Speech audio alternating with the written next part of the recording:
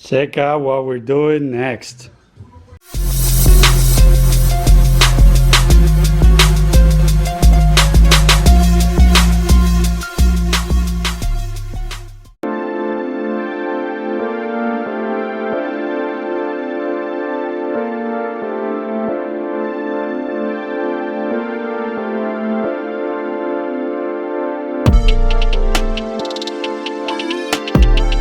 Alright, so what we got here is a manifold out of a Maserati 4200 GT. This is an early 2000 car, and I noticed that the flanges here are very damn similar. Same thing with the fuel rails, they're just flipped around, and this obvious difference here, this one is pointing to the side, the one on the Granturismo points straight forward, but that guy is plastic. This is aluminum. Why do I want to upgrade to aluminum? Well, multiple reasons. First one is I'm going to be pro charging the car, and I don't think that plastic manifold is going to hold any positive pressure. I mean, it's literally clamped together with plastic tabs. The moment that thing sees 6-7 psi, it's probably going to blow open. So aluminum it is. For that's going to take care of that problem. Secondly, I can pour and polish this on the inside. I can make sure to open the manifold as much as I can to get every little bit of power it can give me. And final reason is because being aluminum, I can get it powder coated, and it's gonna look a lot better than this plastic black manifold there. So yeah, I'm gonna go ahead, I'm gonna start taking this thing apart, take the fuel injectors, rails, take all that stuff off. And as you can see here, it's a two-part manifold. So I'm gonna undo all these bolts, open it up, and really get in on the inside and pour and polish all the insides of this thing. So once that's done and it's installed, I'm gonna make an intake that's not plastic. It's gonna be an aluminum intake that's gonna come around. It's gonna have a nice box with some inlets just like factory. This with that and the exhaust system I just did and a tune, this thing really, I'm hoping that it can make more than 400 to the wheels. So that's the plan. NA. Then after we get those numbers, I'm gonna go ahead and I'm gonna pro charge the hell out of it, see if I can get it up to 600 plus. But with that being said, let me go ahead and start working on this.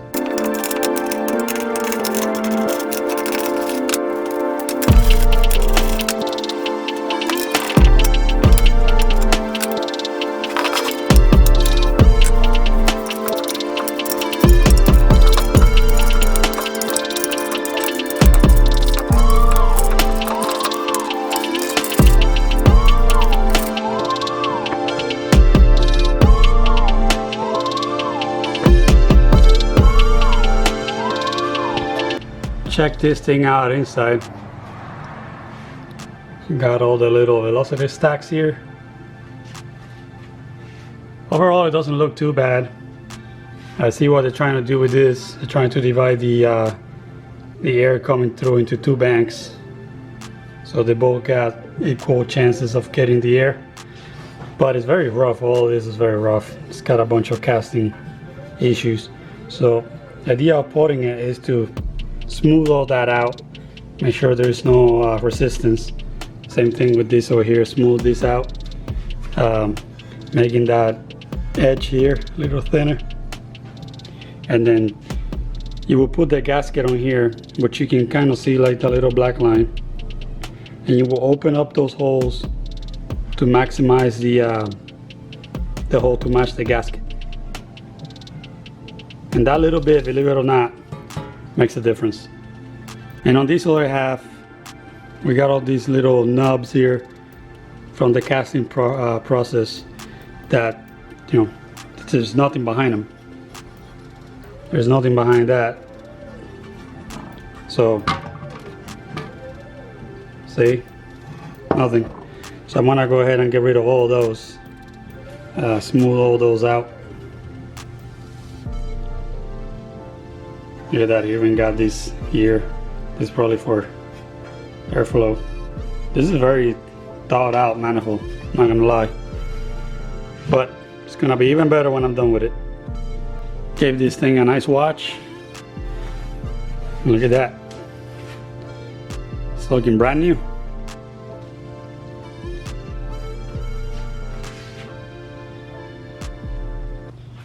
Alright, so I'm gonna continue to take it apart, take these fittings out.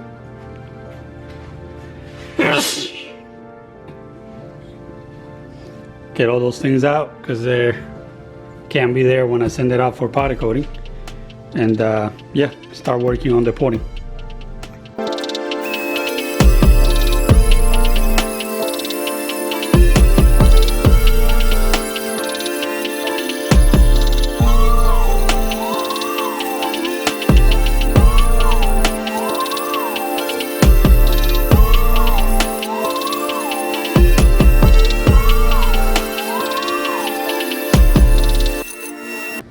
One of the things I did is there's a lump here.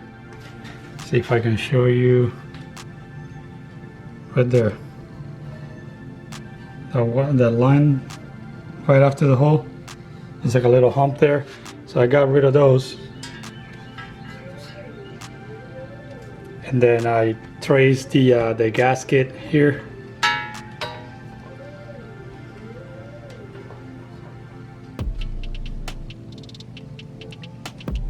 So you put the gasket on, you trace the hole opening, and then you match the manifold to the gasket opening. So I did that for the entire side here. I still gotta go a little deeper with the Dremel to open it up and smooth it out, like on these two, and then jump to the other side. And then as far as this over here, there's a lot of roughness from the casting. See there? So what I did is I went in with the Dremel and I smoothed all those out. So now I gotta go in with the finer sandpaper, smooth those even further. And then here at the beginning, I'm gonna start making this transition a little thinner so there's no more resistance. Hit this lump here with the Dremel so it's nice and smooth. And then over here on the other side, I went ahead already and got rid of all these knobs that were all on the edge there. So I need to do this too. And then here at the beginning, I got here rid of the little hump that it had there. Still got a little bit on this side. So yeah, slowly but surely, just gonna keep on working on this.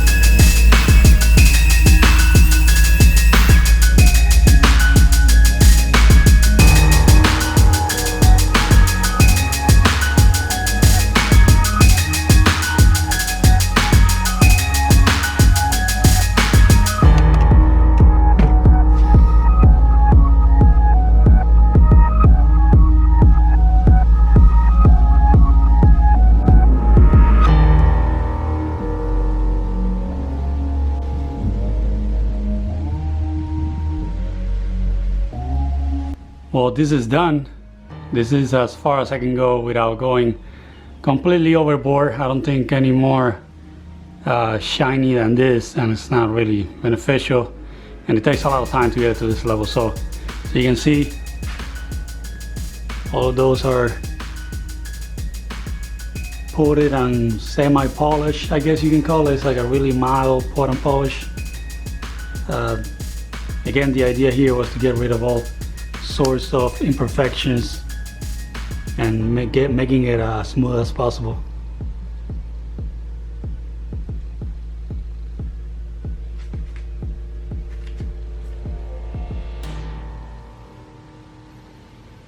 Several days later.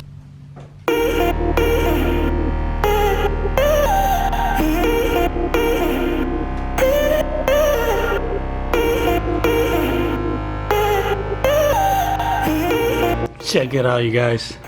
I got the manifold back from powder coating, and I can't tell you how much of this camera does no justice, by the way. This color looks so weird in camera. It's actually got this yellow tint to it, like a yellow pearl, and when the light hits it, it looks really nice. So yeah, looks beautiful, absolutely amazing, came out perfect. See there?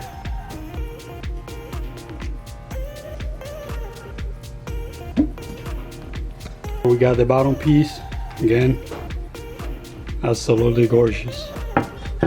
Flip it over, all the gasket surfaces clean. Hell yeah.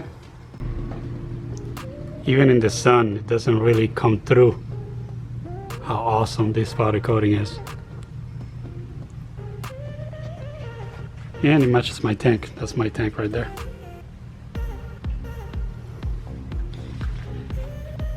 Alright, I'm gonna start to lay down the gasket, the new gasket, which I'm not sure how I'm gonna make that happen since this thing goes upside down. So I'm gonna have to assemble it here, put the gasket on that little line here, and then feed it from below. It's gonna suck, but yeah, if I do it like this, it's gonna fall off.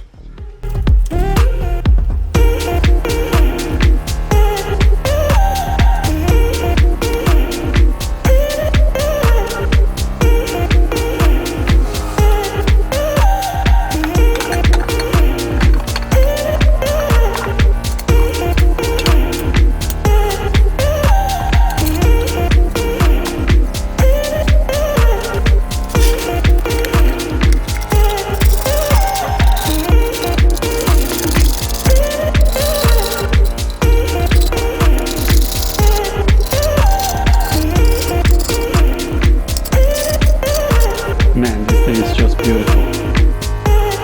Look at this thing.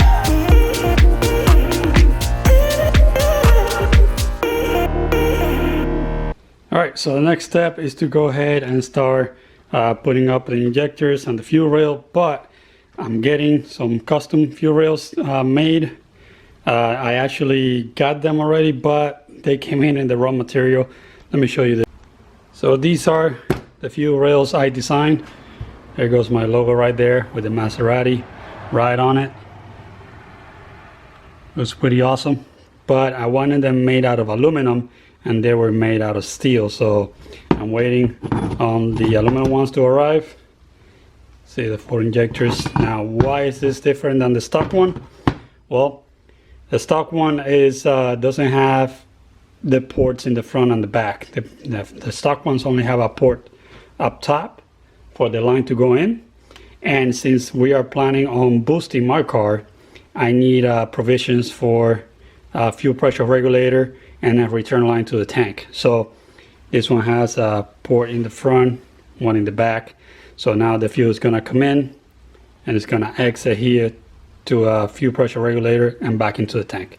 And this over here, I can just plug it, or I can even put like a little gauge just to check on fuel pressure while I'm trying to set the base pressure, and can monitor that from here. But anyways, I just wanted to show you this, guys. Looks amazing, but right now it's just paperweight. This thing is heavy. I can't use that. So yes, unfortunately, this is it for now. I'm gonna catch you guys when I get the part. Alright, so it's now time to go ahead and install the manifold. So I'm gonna go ahead and start removing some of this stuff. All this plastic stuff around here. Even the cowl has to come out. And then I'll show you guys progress as I go along.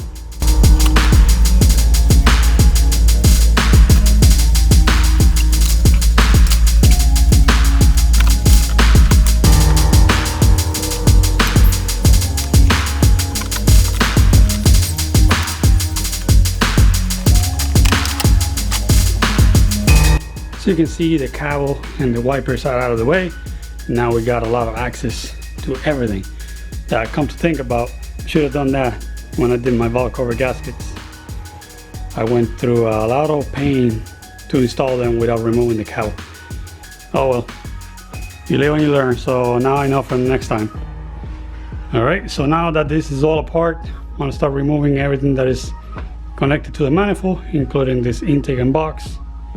Get all this crap out of the way.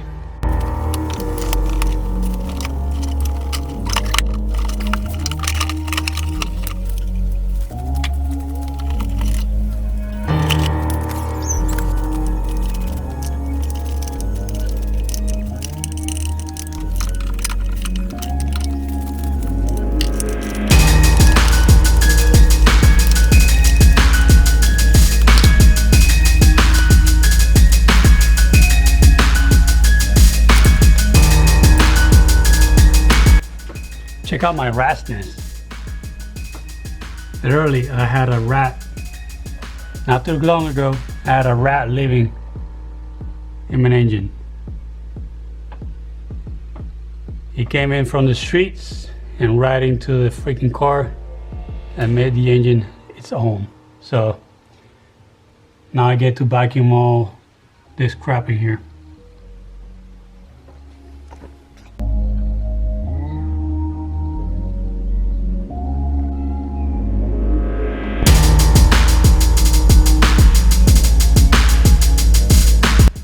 Alright, so finally got the mess cleaned up, as much as I could anyway. And I just noticed the more I work on this car, the more I love it. I've been working on different cars, and you know, this is kind of stuff you see on racing harnesses, stuff like that. Like, they just did a bracket to do quick disconnect. So all the stuff that's serving the engine, like all the knock sensors, the wiring for the alternator, that all can stay behind. You just unclip that thing, the factory, the chassis harness stays behind, and that comes with the engine. This is stuff that is well thought out, and you only see stuff like this on racing applications, even down to numbering the injectors. If I can, well, here, that coil, look, number 7, weight injector number 7. Like, I'm not used to seeing stuff like that, at least not on Japanese or American cars.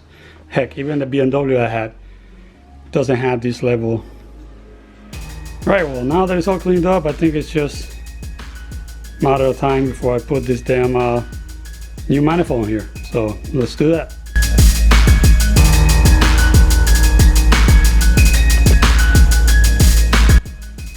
So this thing is on there. It's all bolted down. I ran into a few issues. The injectors that came with this manifold are not the same as the injectors originally on the Maserati. They don't even have the same amount of cc, so I had to put the original Granturismo injectors on there, and with that I had to do a little bit of porting on the runners because it was hitting, it was not fitting correctly. And then my next issue is this over here. The throttle body will not fit without hitting the head there. See, I tried rotating it, all sorts of ways. It will not clear. So I had to make an adapter that turns the throttle body this way, and now the throttle body sits here.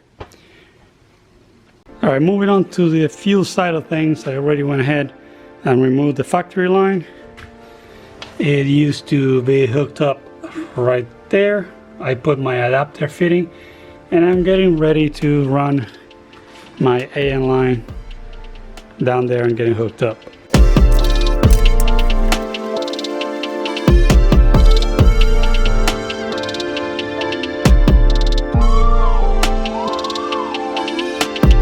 So as you can see, the feed line is already ran all the way down there, and here I got my little Y, which is going to split into 2 lines, one for each rail.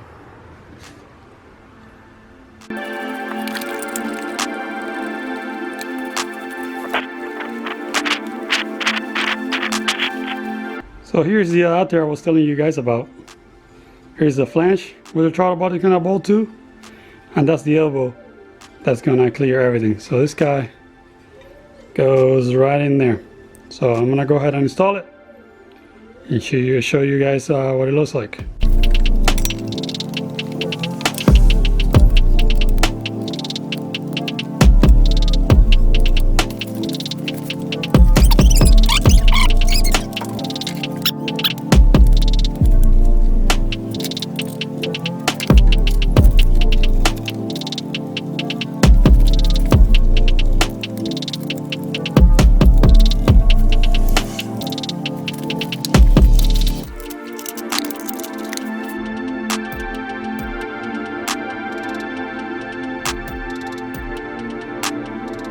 All right, so that is my throttle body fix. So you can see we got clearance there, barely, but we got clearance. And then I added a mounting post right there at the engine, and this thing is solid. I can move the whole car if I shake it from there. So that is, the engine starts vibrating. It's not gonna do any flexing on that coupler and getting sort of air leaks. So that is good. The cable reaches, I didn't have to extend that. So there, now I'm gonna start working on the intake. So you can see the EGR pump is no longer there. So I'll be able to use that entire space there for a nice air box with the intake on it. All right, so it's time to go ahead and work on the intake. I got my coupler here. I got my, I think it's not a 90, it's 72 degrees, I think. Can't remember now. It's not quite a 90 if you look at it. And then I got my flange here for my MAF sensor. So you can see I already put a hole in the pipe. And also inside of it is a honeycomb mesh. And what that's supposed to do is it's gonna fix any sort of turbulent air that's trying to get by the sensor and mess up the reading. So that will clean that airflow up before it hits the sensor.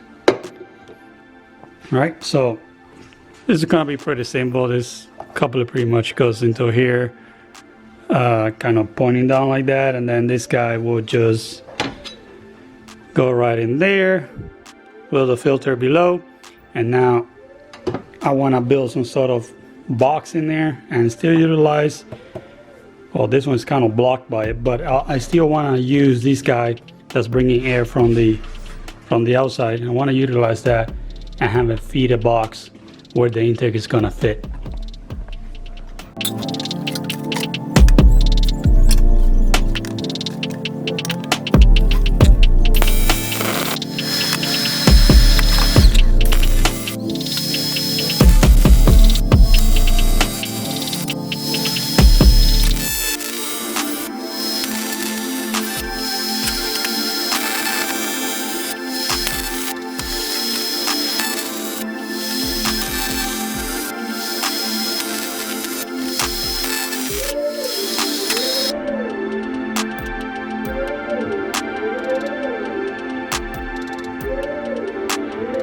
So that's essentially what the intake is going to look like, and then it's going to go in here,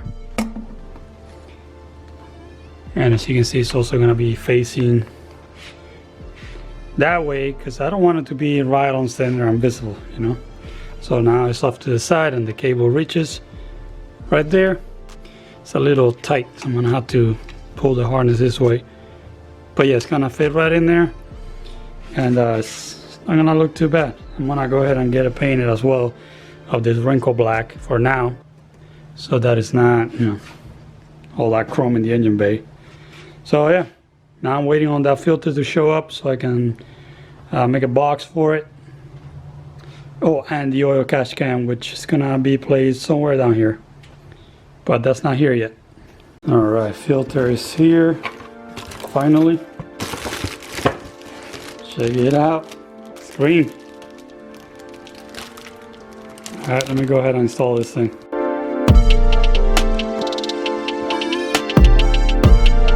Alright, so everything is installed for the most part, and I did went ahead already and checked there were no fuel leaks and the car runs. And what other new check engine lights I got, because I got rid of the EGR stuff, the pump, the air pump, and there is no evap hooked up right now because the fitting broke one of those days. This guy, it's like a brass fitting. It wasn't pointing on the right direction, so I gave it a little bit of more turn to it and boop, snapped. So now I gotta deal with that shit. Luckily it's right there, easy to get to. I gotta pull that broken piece from the inside, pull that guy out, and figure out what kind of thread that is so I can buy some sort of fitting that will thread on there. So yeah, very happy that happened to me, of course. But yeah, it runs great. I don't want to show you yet because I want to show you the finished product, but take it from me, it runs great. Only issue is the exhaust is so damn loud you can barely tell that this intake is making any noises. But it's all good. I'm gonna start working on putting all this back cowl area back together with the windshield wiper, all that stuff. Now that I know there are no fuel leaks back there, I can go ahead and put everything back together. And then up here, I'm gonna make a heat shield. Given that these two radiator fans are right there, just blowing hot air into the filter, I'm gonna make a heat shield that will protect that from happening. And also, as you see, down there's a hole on the tray, and that hole on the tray is meant to get the hot air out under the car. So I'm worried about possibly rain coming up through there and getting on the filter. So I got a template here out of cardboard that I'm gonna make out of aluminum, and this is essentially going to sit something like this, and it's gonna cover under the intake and on the all through here, preventing from that hot air to getting, immediate contact with the filter. And then these things, I was gonna make it into a box, but I don't think I should spend the time on doing that right now, since once I go with the Pro Charger, this whole thing is gonna change again. So it doesn't make any sense to put a lot of effort into this. For now, I'm gonna leave it like this. Air is just gonna blow out of there and into the filter, and this one's just gonna blow in here. I mean, I don't got space to make the connection, but it should work for now until I do the Pro Charger. All right, let me keep working on this stuff, and I'll catch you guys with an update. All right, so here's my heat shield. It's pretty simple, as you can see.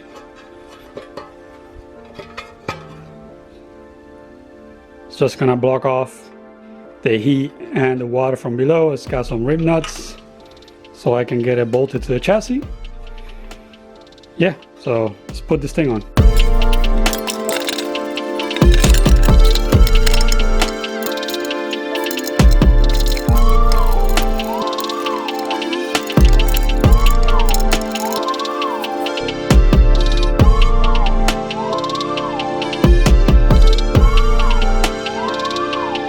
Alright, so now that intake is protected from the heat and from the water below, it'll still be able to get air from here. I gotta put a zip tie on this. Yes, it's still gonna get fresh air from there. It is gonna get some heat from the engine bay itself, but what can you do about that? I'm not gonna spend the time to make an actual box for it yet.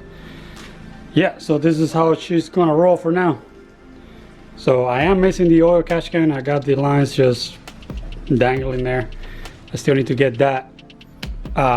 It's probably gonna sit somewhere there where I got space. I don't think I'm gonna put it down there all tucked away. I think I'm just gonna have it right there in the center. So yeah, it's looking pretty good. So once that gets here, we're gonna take it for a drive and show you guys some clips.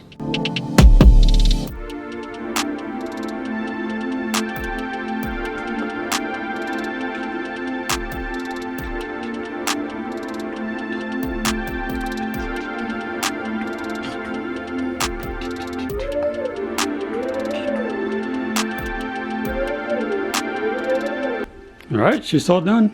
Oil catch can in, all the lines ran to it. Manifold is done, no leaks. It works as it should.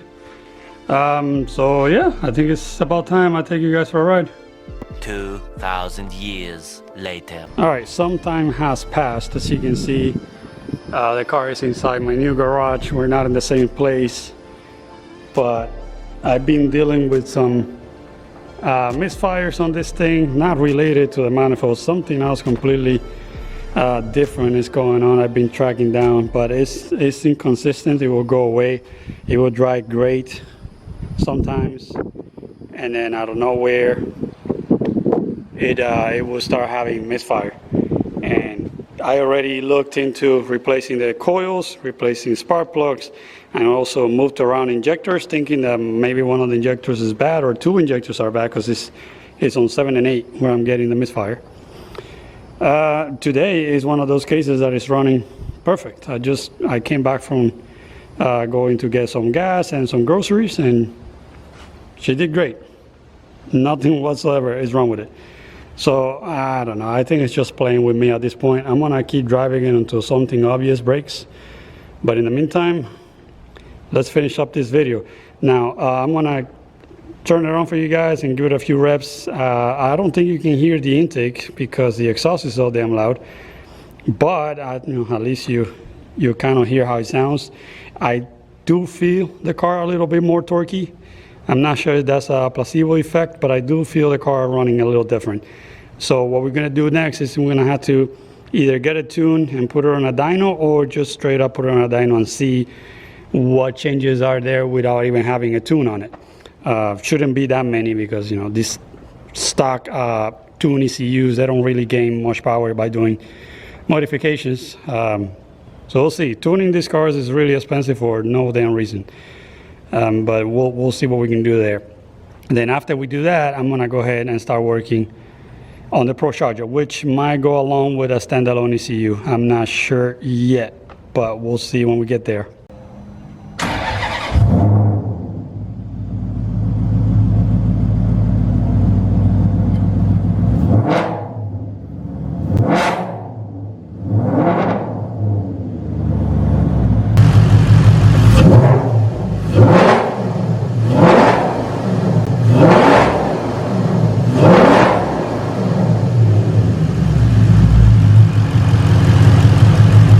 You can see it's one of those times that she's running perfect.